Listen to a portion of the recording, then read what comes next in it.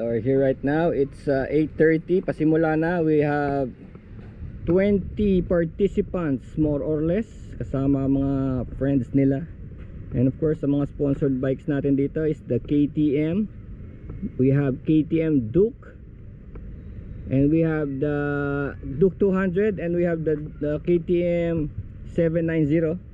Ito, meron din tayong FKM Falcon X400 for the big bike category. Ewan ko, ito rin yata bago lang ito ito rin yata sa big bike category ito. Tapos ito naman yung sa, ano ba tawag dito, underbone. Scooter to hindi, underbone to ang laki ng scooter na to, no? 175 is FKM Pyro. Tapos ayun pa yung ibang bikes. If you want, meron tayong Vespa, meron tayong Rouser dyan may mga Rouser tayo dyan Rouser 135 and the Victorino. Ayun, mga bikes na yun papagamit yan kasi meron tayong sponsored bikes dito sa event na to na Ride Academy Skills Challenge 2024. So kailangan gamitin natin yung mga sponsored bikes. That's the Falcon X400 and the Victorino and the Venture 150 Ultimate. Ride Academy, one less kamote. We have premium gears, 25% off, May 4 to 5. We have Shomai, maya tum na ako.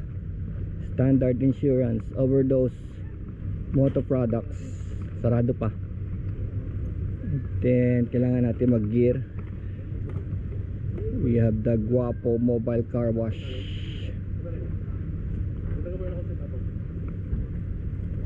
Yan, wala pa dalawa pa lang yung dumating participants.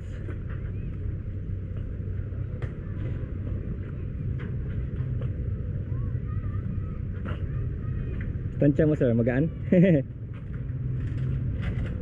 FKM. Ito na sila. Time to rock and roll. Sana naayos na yung neutral nito. Dati nahirapan akong hanapin neutral nito Sana naayos na. Parang musbar na lang pala Hindi pa natin neutral. Ganon?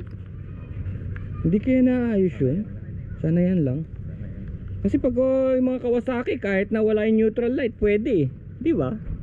Hindi ko mga ganon. Tsaka yung nakalak pa. Ito yung ginamit ko nung dating nag-training ako advance 400. Nga pala, Porsche, pwede nyo mabili to dito sa Pinstripe Moto. Exclusive distributor, FKM. One of the cheapest expressway legal big bikes at 209k.